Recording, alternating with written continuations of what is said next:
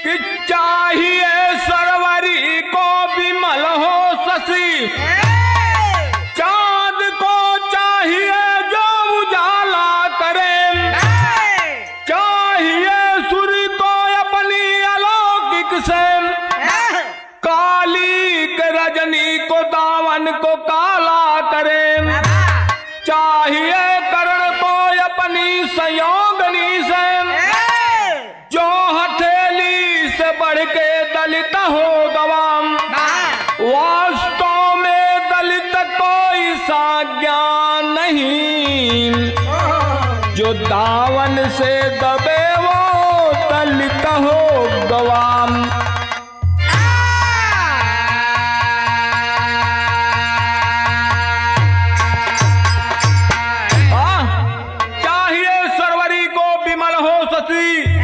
चांद को चाहिए जो उजाला करे, चाहिए सूर्य को अपनी अलौकिक से, काली के रजनी को दामन को काला करे, चाहिए करे को अपनी संयोगनी से, जो हथेली से बढ़ के दलित हो गया, वास्तव में दलित कोई संज्ञा नहीं, जो दामन से दबे वो दलित हो गया। ए भैया, ये अंग्रेजी हुकूमत में हमारे दलित लोग यह जलिया वालों के चलते एकदम उनका कोनो महत्व नहीं रहल, एकदम अपने पैर के नीचे दबाए हुए थे। लेकिन यहाँ एक लाइन गीत लगल,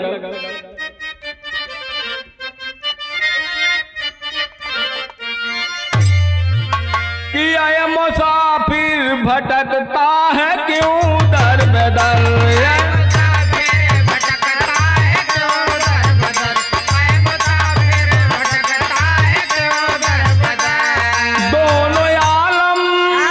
दोनों आलम का रहबर मदीने में है,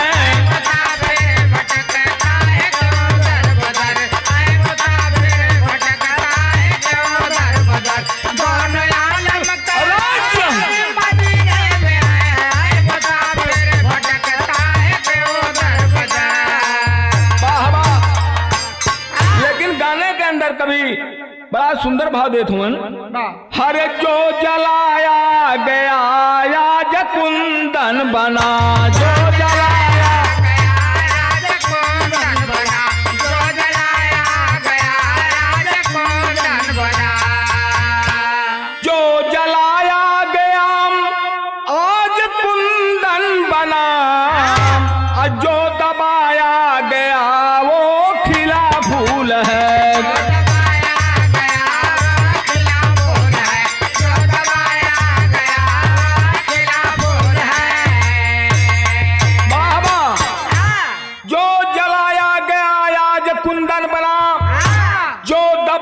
गया वो खिला फूल है।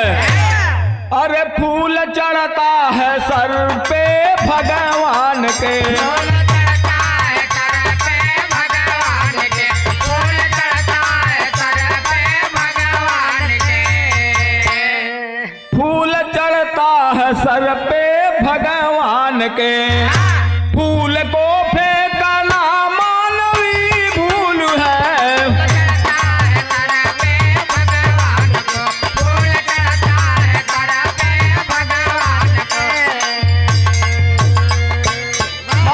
फूल चढ़ता है सर पे भगवान के, फूल को फेंकना मानवी भूल है।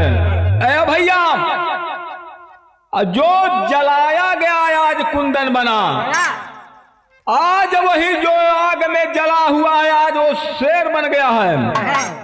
जो जलावत हले आज वो सियार बन गई, बिलार बन गई। कहना भाई यहाँ 4 लाइन तंत्रा बा,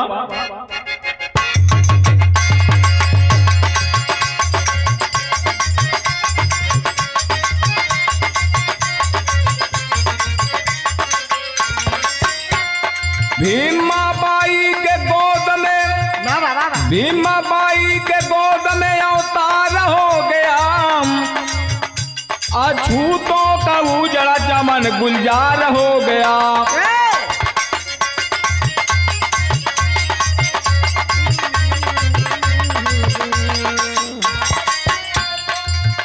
अछूत तुम दर दर की तावेदारी छोड़ दो, ये ब्राह्मण धर्म की ठेकेदारी छोड़ दो।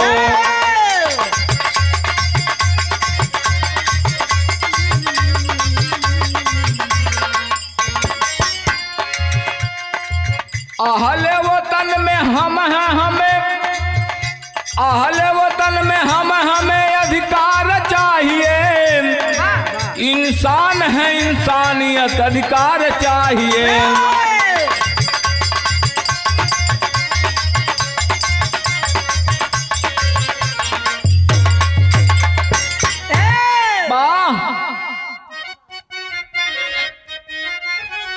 बीता बचपना जवानी में डाले कदम,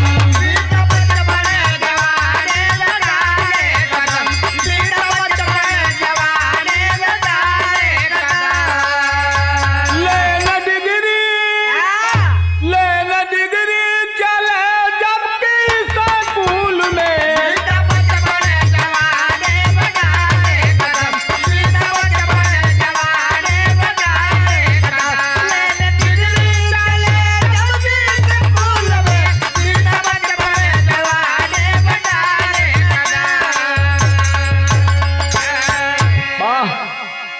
बीता बचपन जवानी में डारे कदम, लेने डिग्री चले जबकि स्कूल में। ए भैया, जब बाबा साहब 7 वर्ष के हो गए, बाबा साहब स्कूल में पढ़ने की तैयारी बना दिए।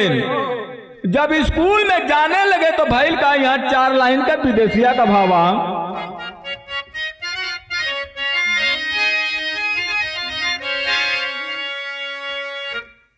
अरे बबुआ से आने भैले, हरे पढ़ाने पे आने कैले।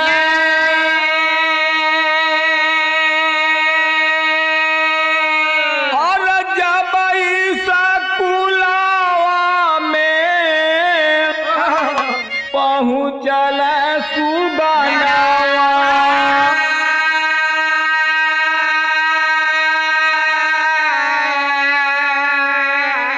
अरे मटका का पानियाम हर मोहाल भइल हिरावा के।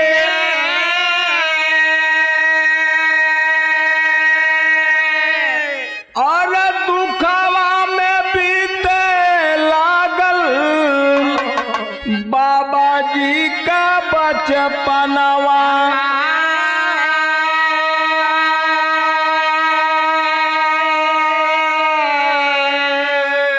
अरे किंतु बीड़ा वरदान होला, हरे माता बीड़ा बदली के।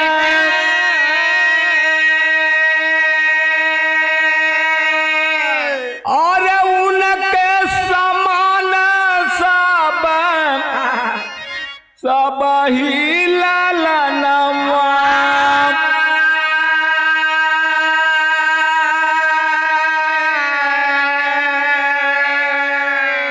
माता बीड़ा बादनी न छुआ न छूत अछूत कुछ नहीं जान, उनके सम्मान सभी बालक हैं, सबके सम्मान उस जानती हैं। बाबा साहब जब स्कूल में नर्क झेल के पढ़ाई पढ़े, बाबा साहब के मटका का पानी तक मुहाल हो गई लहल। बड़े कष्ट से बाबा साहब अपन पढ़ाई पढ़लन। यहाँ एक लाइन गीत लगल।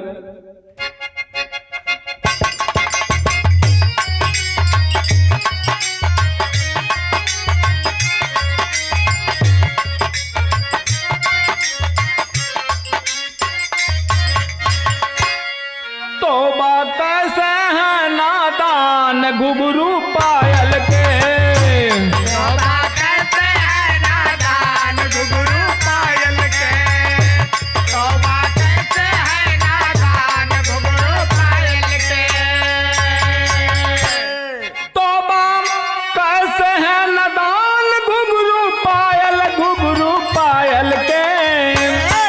तो एक दिन ले लेगी मेरी जान घुघरू पायल के। एक दिन ले लेगी मेरी जान घुघरू पायल के। एक दिन ले लेगी मेरी जान घुघरू पायल के।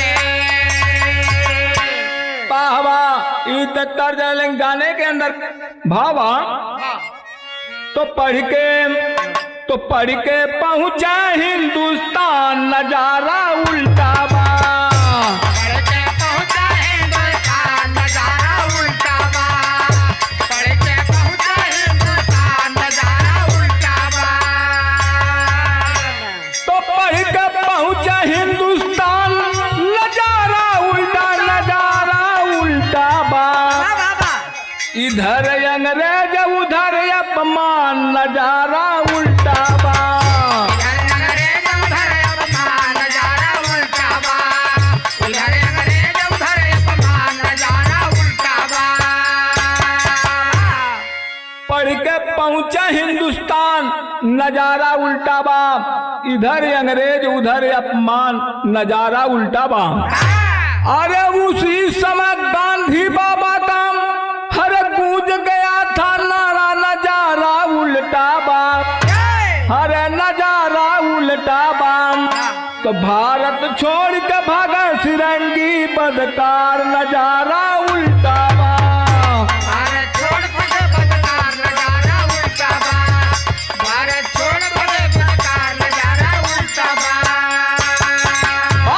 तो गोर की दुल्हन करे परेशान नजारा उल्टा बा। गोर के दुल्हन करे परेशान नजारा उल्टा बा।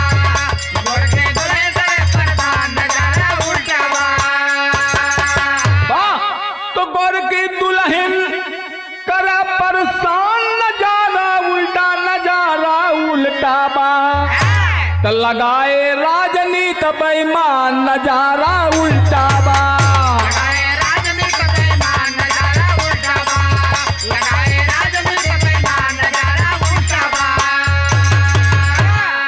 भैया बाबा साहब अब देखा लंदन से पढ़ाई पढ़ के हिंदुस्तान में आए हैं।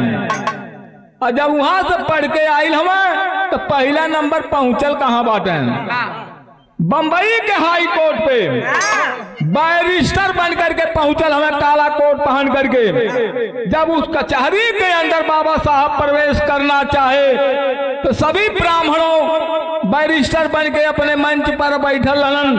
और जे ही बाबा साहब अंदरमा घुसल चाहले और सब अपन मंच छोड़ के दूर हट गए। और जब दूर हट गए कहना अरे अम्बेडकर दूर रहो अंदर मत आओ। ए बाबू बाबा साहब के कहना दूर जाके अपना मंच लगा लो। बाबा साहब कुछ नहीं बोले। 100 कदम के दूरी पर जाकर के एक मंच अपना लगा करके बैठ गए। और जब बैठ गए तब तक एक घटना घट गई। और घटना का घट गई बिहार के रहे वाला बनारसी एक वो भी ब्राह्मण था। एक ब्राह्मण के लड़की के लेके बॉम्बे में चला गया था। एक ब्राह्मण का नाम बीरू था। वो भी बॉम्बे में रहता था और बनारसी से और बीरू से प्रेम हो गया। हमेशा मिलना जुलना रहता था। उसके बाद बीरू अच्छा खासा रुपया कमाता था। ए बाबू घर जाने के लिए तैयार हो गया। बीरू घरे आवे करते हैं। बनारसी के कमरा पर गईले अपन बैग लहले रुपया हमें ढेर भरले रहलन। बनरसिया के मन में दगा हो गई।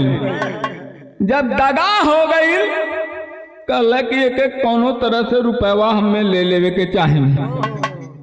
ए भैया बदमाश को ठीक किया। रेलवे लाइन पर बैठाने के लिए बनारसी बीरू के लेके जाए लगन। तब तक 3 बदमाश रास्ते में खड़ा रहलन। जब खड़ा रहलन बीरू के पता चल गई कि देखा कि हमरे संगे कोनो घटना बा। बीरू वहां से फरार हो गई। लेकिन बनारसी वो बेगवा अपने हथवा में ले रहलन। सोचने की रुपया लेके हम चल जाएं। वो बदमाश कैलन का कहने की दिखाई ले भागल जाता। बनारसी के पकड़ के दोनों बदमाश वहीं उनके खत्म कर दहलन। और जब खत्म कर दहलन बनारसी के पत्नी जो लेके भागल न वो जाके कोर्ट में मुकदमा दायर कर दहलत। मुकदमा जब दायर कर दहलत तब बीरू का फांसी का सजा सुना गए बाबू। जब फांसी का सजा सुना गई, घर माँ बाप जब सुनल तो रोवत कलपत वो हाई कोर्ट पे जाके जब पहुंचल हुआ, वो फाइल के निकलवाना, फाइल लेके सभी जो ब्राह्मण बैरिस्टर बन के बैठल रहना हुआ, कहले कि हमारे माता पिता कहले कि हमारे लाल के बचा लिहल जा, बचा लिहल जा हमारे लाल के, हमारे एक ही लाल हो। माता पिता रोवत हुए, लेकिन कोई बैरिस्टर नहीं तैयार हुआ उस पीरू के बचाने के लिए। कहे कि जज साहब ने फांसी की सजा सुना दिया है, उसे कोई नहीं बचा सकता है। तब तक ये बाबू माता पिता रोवत हुए। एक बैरिस्टर वकील ने कहा, खिल्ली उड़ाया कि जाओ अंबेडकर बैठा है उसके पास जाओ, बचा लेगा। ए बाबू वह पति पत्नी ब्राह्मण बाबा साहब के चरनिया पे जाकर गिर गए, कहन कि साहब हमरे लइकवा के बचा ला, हमरे लइका का गुनाह ना बा साहब। महतारी बाप वह ब्राह्मण रोवत हुन। बाबा साहब फैलिया ऐसा हथवा में ले लिहलन। जब हथवा में फैलिया के ले लहलन, माता जी के उनके आशीर्वाद रहल बीमा बाई के, कहलन कि बेटा अगर तोहरे सामने कोनो औरत आ जाई वो के इनकार मत करिया, वो कर मान सम्मान रखिया बेटा। बाबा साहब फाइल ले करके देखलें, कहलें आप लोग चिंता मत करिए, मैं केस को देखूंगा, कुछ नहीं होगा। अदालत लगी, बाबा साहब अदालत के अंदर जब जाने लगे तो जितना हो बैरिस्टर जलिया वाले कोट पहन के बैठल रहना, मैदान एकदम 6 लाइन से रोड बन जाता था, दूर हट जात रहना हुआ कि कहीं बाबा साहब से छुआ न जा शरीरिया परे, एकदम खाली हो जाता। जब कोर्ट में गई ना बाबा साहब, सरकारी बैरिस्टर वकालत कर रहा है, बाबा साहब हाथ में फाइल ले चुपचाप खड़ा बाटन। धीरे धीरे समय बीत गया। समय जब बीत गई, सरकारी वकील ने कहा कि आज मुकदमा नहीं देखा जाएगा, कल देखा जाएगा। यह ब्राह्मण दोनों प्राणी सोचत हुए तो ये कुछ बोलबे ना कैले। अब हमारे लड़का के देखा थी बचा ना पहिने। फिर अला बाबा साहब अपने मंच पर बैठलन, ब्राह्मण दोनों प्राणी रोवे लगलन, पैर पकड़ के कहले साहब बचा ले। कहले चिंता मत करा, अभी तो फांसी नाइन भइल बा, तोहार लड़कवा बान है। ए बाबू दूसरे दिन जब अदालत लगी है, बाबा साहब वहां पर गए। उसके बाद जज ने आदेश दिया, जल्लाद को बुलवाया, उस बीरू को बुलवाया, तख्ते पे खड़ा किया फांसी वाले, गले में फांसी का फंदा पड़ गया। उसके बाद बाबा साहब ने कहा कि जज साहब, जो फाइल में आपका जो लिखा हुआ है वही मेरे फाइल में भी लिखा हुआ है। आपके फाइल में और मेरे फाइल में फांसी लिखा है, सजाए मौत नहीं लिखा है। ए बाबू जज तमतमा के उठ गया, खुश होकर के बाबा साहब जमर रहे, बाबा साहब का जिंदाबाद का नारा लगाने लगे। पूरे महाराष्ट्र में जिंदाबाद का नारा लगने लगा। उस बालक को बरी किया गया। महतारी बाप अपने लाल के पाके कितना खुशहाल हो गए बाबू। पूरे बॉम्बे में जय जयकार होवे लगे बाबा के। लेकिन भैल का यहाँ गांधी बाबा कहना, अंग्रेजों भारत छोड़ो, हम चले जाएंगे। लेकिन अंग्रेज कहने की देखा हमन के चल जा जरूर, लेकिन एक बात बा। कवन बात बा? यहाँ एक लाइन गीत लगल,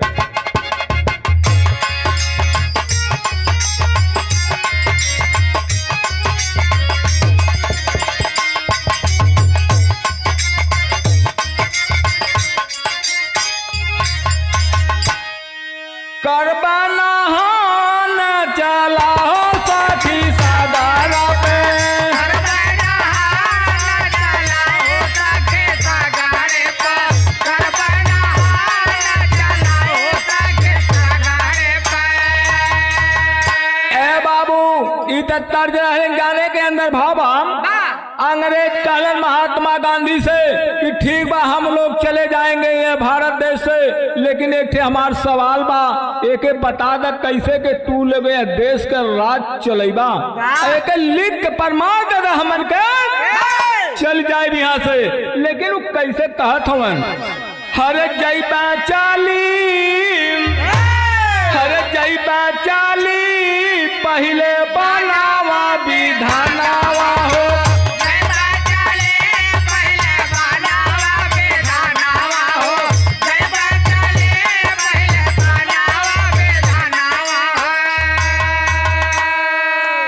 गांधी निराश नेहरू गरदन झुकवल रामा, गांधी निराश नेहरू गरदन झुकवल रामा, गांधी निराश नेहरू गरदन झुकवल रामा।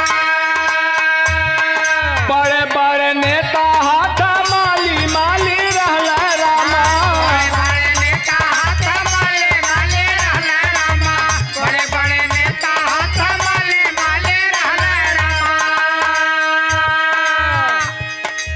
बड़ा बड़ा नेता हाथ माली बनावा विधानावा। जइबे चली पहले बनावा विधानावा, जइबे चली पहले बनावा विधानावा, जइबे चली पहले बनावा विधानावा। ए बाबू, अंग्रेज कहले कि हमारे सवाल का जवाब दे दा कि हमन के ये हिंदुस्तान यानी भारत का राज है तरह से चलाए, लिख के प्रमाण दे दा, हमन के अब चल जात बाटी। महात्मा गांधी कागज लहला वहाँ पे यूं लिखे लगल कि हम जमींदारी प्रथा चलवाई। पंडित जवाहरलाल नेहरू कहला हम ब्रिटिश सरकार वाला राज चलाई। और जौन नेता लोग रहला अपन लिख लिख के दहला कि हमन के ऐसा चलाई राज के। अंग्रेज के ले जाकर ऐसा ऐसा देवे लगलन, और जब देवे लगल अंग्रेज जब देखलन तो फाड़ फाड़ के लगल फेंके, और जब फेंके लगलन और ले जाके चारों जनी के जेल के अंदर घुसा दहलन। और जब जेल के अंदर घुसा दहलन, महात्मा गांधी कहलन कि एक बार हमको मौका दे देवल जा, हम अमेरिका से संविधान बनवा करके ले आऊंगा। अंग्रेज महात्मा गांधी को छुटकारा दे दिया कि जाओ तुम बनवा करके ले आओ। महात्मा गांधी बाबू अमेरिका में प्रधानमंत्री के लगे जब गईलन, हमें कहना कि हमारे हिंदुस्तान का संविधान बना के दे दा कि ताकि हम अपने देश का संविधान या राजनीति चलाएं। अमेरिका का प्रधानमंत्री कहना गया महात्मा गांधी, हमें तो खुद ही अपने देश का संविधान बनाने नहीं आता था, मैं तुम्हें कहां से बना कर देऊंगा। अमेरिका का प्रधानमंत्री बाबा साहब का बनाया हुआ संविधान ऐसा ले आकर दिखौले, कहना देखा है अम्बेडकर हमारे देश का संविधान बनौले हमें, और जाकर उन्हीं से संविधान बनवा ले। ओकरे बाद महात्मा गांधी जी थुथुनवा लटकौले भारत में आ गईलन। और जब भारत में आ गई ना, पंडित जवाहरलाल नेहरू वगैरह वगैरह नेता लोग जब इकट्ठा भइले, कहले कि वहाँ का राजनीति तो बाबा अम्बेडकर बनौले हमें, और यूं का राजनीति तो नहीं से बनवावे के पड़ी। अभी लोग कहलन का यहाँ एक लाइन गीत लगल,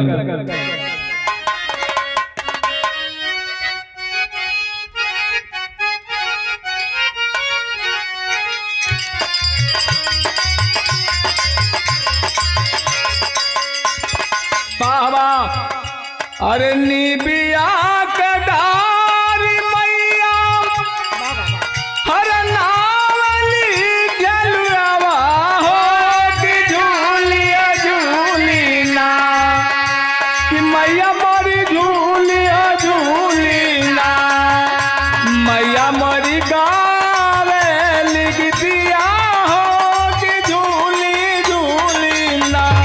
मैया मरी गावे लिखतिया हो कि झूली हो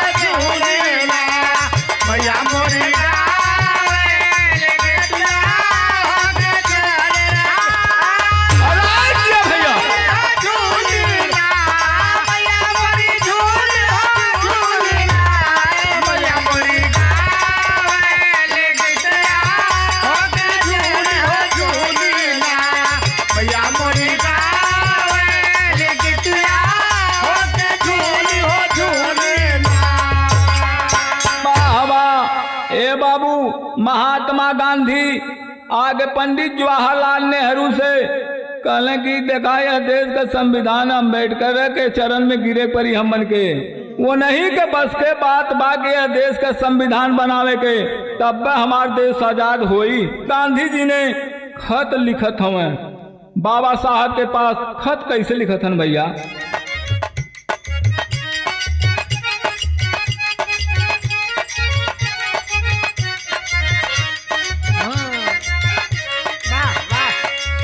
हाथवा का जोड़ गांधी नेहरू कारण है रजिया हमारे बाबा साहब ना कि हमारे बाबा साहब ना गोरवन दहला कठिन सवालवा हमारे बाबा साहेब ना गोरावन दहला कठिन सवालवा हमारे बाबा साहेब अरे भैया गोरावन दहला कठिन सवालवा हमारे बाबा साहेब ना।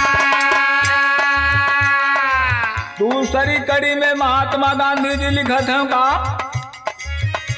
अरे देशवा का अपने तू ही अरे देशवा का अपने तू ही राखा तू ही जतिया हमारा बाबा साहेब ना हमारा बाबा साहेब ना कहिया देशवा में आई है अजदिया हमारा बाबा साहेब ना कहिया दसरा में यही है या जदिया हमारे बाबा साहेब ना कहिया दसरा में यही है या जदिया हमारे बाबा साहेब ना।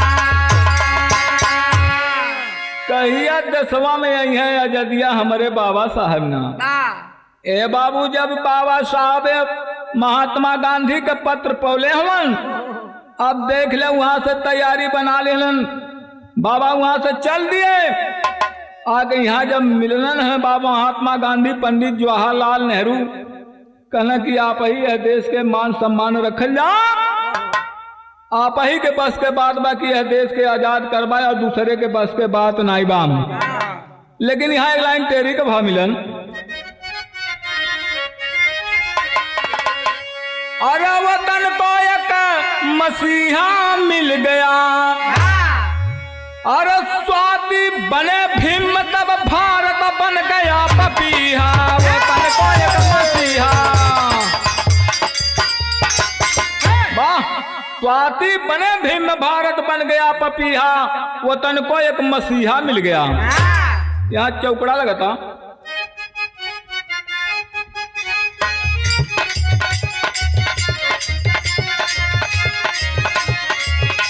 अरे किया कमाल या छूट वतन में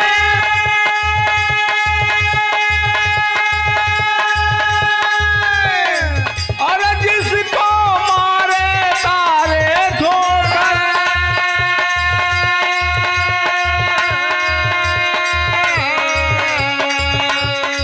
खास बनाए बाबा साहेब अरे भाग गए तब गोले रोकर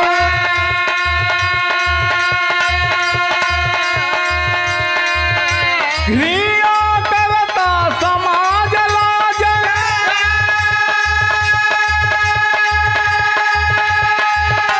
अरे गले लगाए गांधी नेहरू अरे मिल गई तब हीरा ठोकर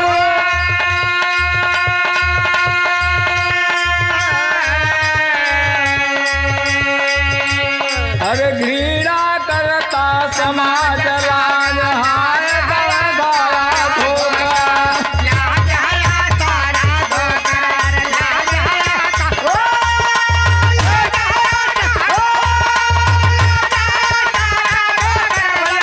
हया सारा धोकर लाज हया सारा धोकर। घृणा कर करता समाज लाज हाय तो सारी धोकर। ए भैया, बाबा साहब संविधान बनाकर जब अंग्रेजों को दे दिए, जब दे दिए पूरा तैयार करके, अंग्रेज हमें से एक पन्ना निकाल लेहलन। जब निकाल लेहलन, कहना अभी पूरा संविधान नहीं बना हुआ है। बाबा साहब समझ गए, एक पेज निकाल लिए। बाबा साहब ने कहा कि अगर आपने एक पेज निकाल लिया, लेकिन बाबा साहब की कलम को अभी नहीं तुम निकाले हो, बाबा साहब ने दोबारा लिखेंगे। लेकिन भैल का यहाँ एक लाइन गीत लगल,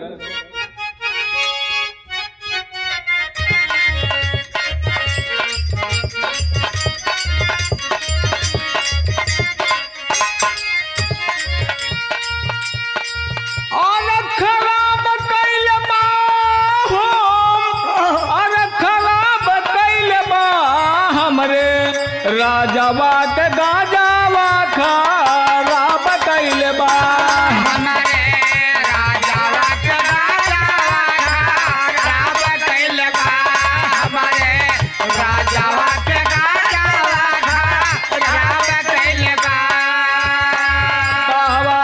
लेकिन गाने के अंदर कभी भाव देखो, भाव है बाप कि अरे ना पवल हो बाबा, अरे ना पवल हो बाबा, अरे ना पवल है बाबा, प्यार का खजाना ना पवल है बाबा, प्यार का खजाना ना पवल है बाबा, प्यार का खजाना ना पवल है।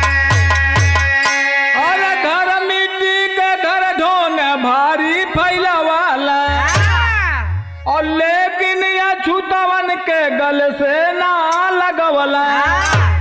अब काहे या छूतवन के, अब काहे या छूतवन के अलाप सपना हो बाबा, प्यार का खजाना ना पवल हो बाबा, प्यार का खजाना ना पवल हो बाबा, प्यार का खजाना ना पवल। बाबा प्यार का खजनवा ना पवल हो बाबा। ए भैया, हर महात्मा गांधी वही राजनीति अपन लागू कर दिलन। जब बाबा साहब देखले कि देखत ही हमार सब कुछ कैल धैल बेकार बा, हमार कौनो मान सम्मान नहीं बा, हमारे हम अछूत पर कौनो ये लोगन का ख्याल नहीं बा। बाबा साहब गांधी जी से कहत का हूँ, यहाँ एक लाइन गीत लगल,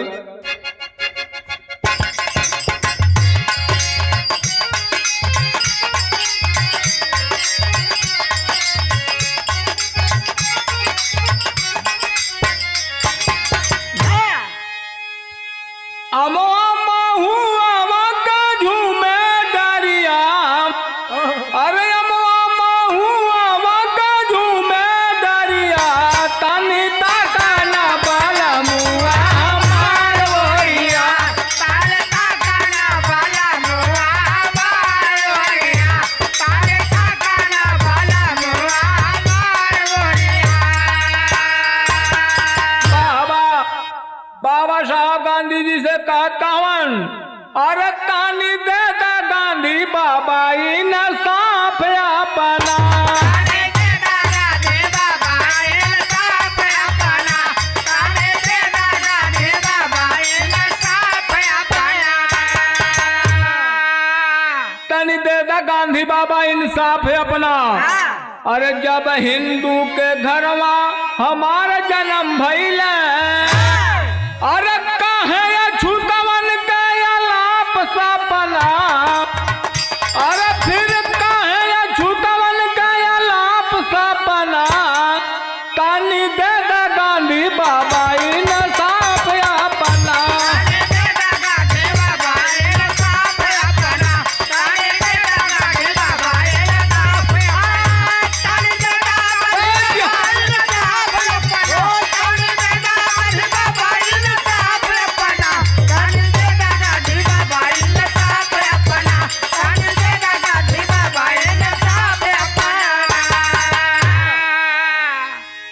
गांधी जी के बाबा साहब ने कहा कि हम भी हिंदुस्तानी हैं और हम अन्न हिंद का खाते, हिंदुस्तान का पीते पानी। कर्म हमारा हिंदू है, हम भी हिंदुस्तानी। अरे फिर क्या एक अंतर कह दीजिए, क्या जा नहीं स्कूल में तुम लाल के पुतले हो? अरे लाल हमारा खून नहीं जब लहू समान सभी का है। अरे जो संविधान में शेष बचा है उसे विशेष बना दूंगा। कर यही रवैया खींचा रहा तो अपना अलग से देश बना लूंगा। बाबा साहब कहने के गांधी वो दिन भुला गईला, हथवा जोर से हमसे आरजू करता हला कि कैसे देश का राज चली, संविधान बना दा। आज संविधान बना के तोहके दे दली, तू अपन संविधान लागू कर डाला। या छुतवन से तोहके घृणा बा, हमन के कोनो अधिकार नहीं बा। तो भैया यहाँ एक लाइन पापड़ का भावा,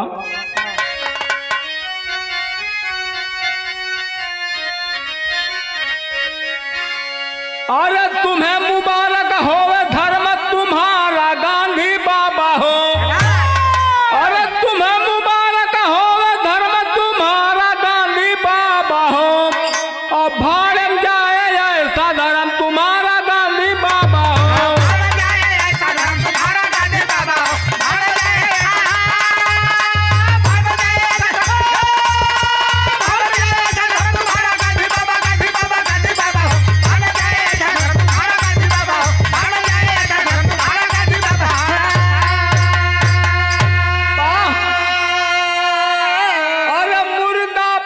कुत्ता खाता हर वही चाटता थाली को, अरे उस थाली को नहीं फेंकता, क्या कहूँ धर्म के मालिको।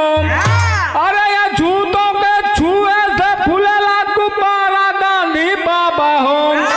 अब ये झूठों के छुए से फूलेला गुब्बारा गांधी बाबा हो। तो हर धर्म में हो ही ना गुजारा गांधी बाबा हो।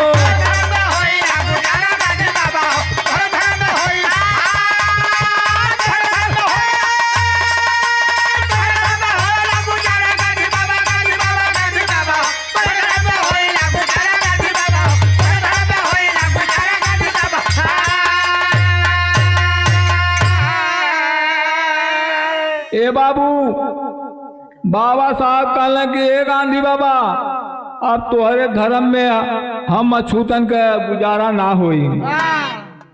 कहत कहाँ मैं आला का भाव मिली।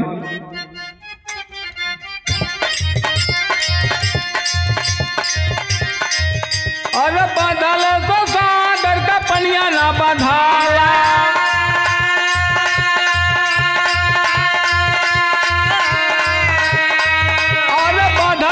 बानिया कला भी ना बचा।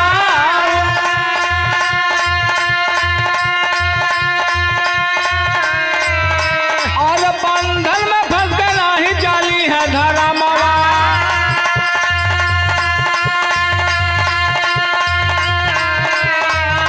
गांधी बाबा छोड़ दहला माना का विचार।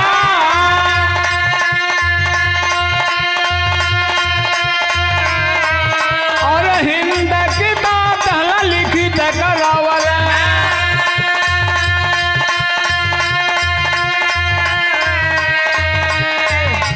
ताकि होवे बाद में न धोखावा कमा।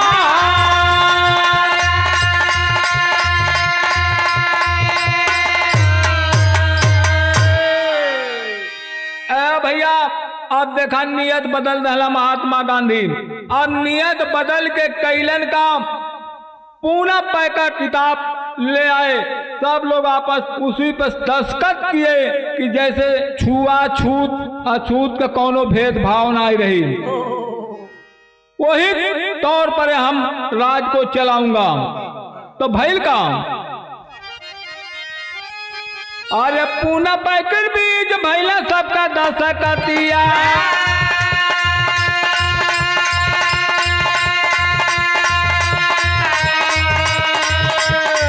और 185 सीट मिलल अधिकार।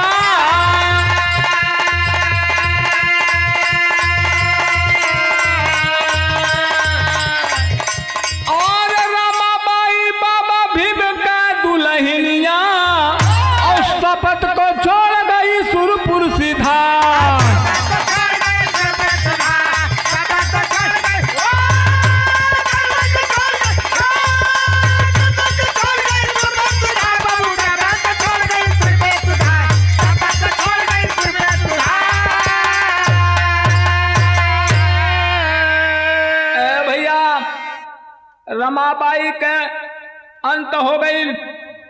लेकिन यहाँ महात्मा गांधी पंडित जवाहरलाल नेहरू कैले का।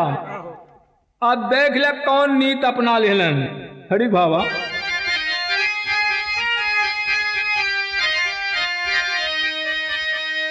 अरे पर्वत से टकराना कर्म सबूतों के लिए, तो मिल गया आजादी दुल्हनिया हो या छूतों के लिए।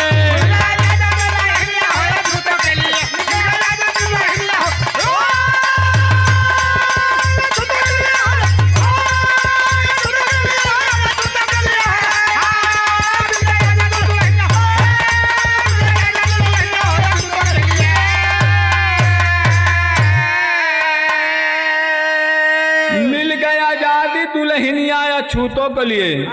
अरे ब्राह्मण के बेटी से मिलके, ए भैया कहानी के ऊपर गौर करिएगा। बाबा साहब के मधुमेह की बीमारी रहल, मधुमेह के बीमारी रहल। बाबा साहब उसी हॉस्पिटल में गए जौने हॉस्पिटल में सविता भी मधुमेह का डॉक्टराइन रहले। शुगर का बीमारी बाबा साहब के रहल। बाबा साहब जब हॉस्पिटल में पहुंचलन दूसरे डॉक्टर से पहले दिखौलन है, तो डॉक्टर कहलन कि ये बीमारी हमके जानकारी ना बा। सविता जी समनवा खड़ा रहलिन। सविता जी मधुमेह की डॉक्टराइन रहलिन। बाबा साहब कुर्सी पर बैठल हुए, हाथे में छड़ी बांध के छड़ी नीचे गिर गई। ए बाबू सविता जी छड़िया के कुर्सिया पर खड़ा कर रहे। बाबा साहब के दाएं बाएं निहारे लगलिन।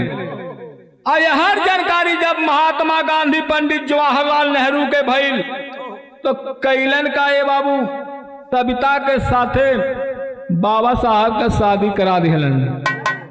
जब शादी करा दिलन तो भइल का, बाबा साहब पत्नी धर्म का व्यवहार सविता के साथ नहीं निर्वाह किए थे, लेकिन सविता उनका सेवा करती हली।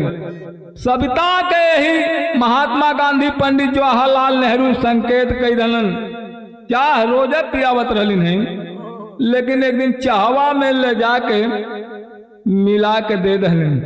बाबा साहब अपनी कॉपी लेकर के पढ़ रहे थे, चाह हाथ में लिए।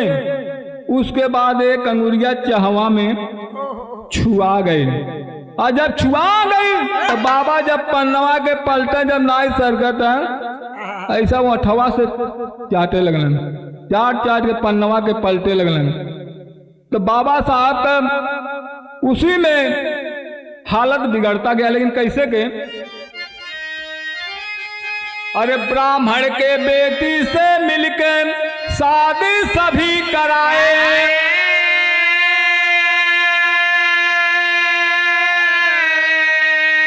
अरे दगा कमाने लगे तो बाबा अरे बौद्ध धर्म अपनाए हो।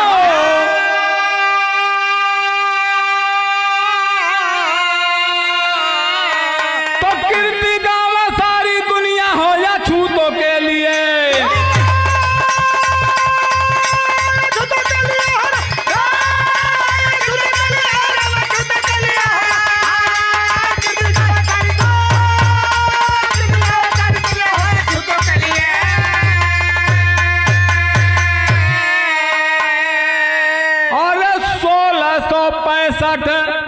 बाहर दिल्ली राजधानिया और छप योजना लील गई पर कायम रही निसनिया।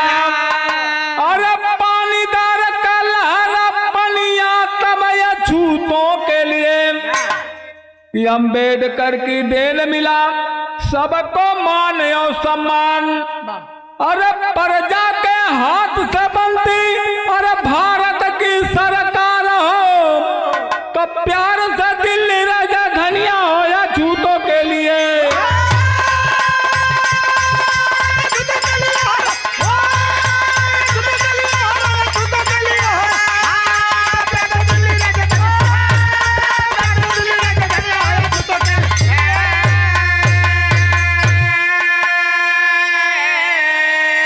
ब्राह्मण राम प्रसाद कहे कि कायम रही विधान।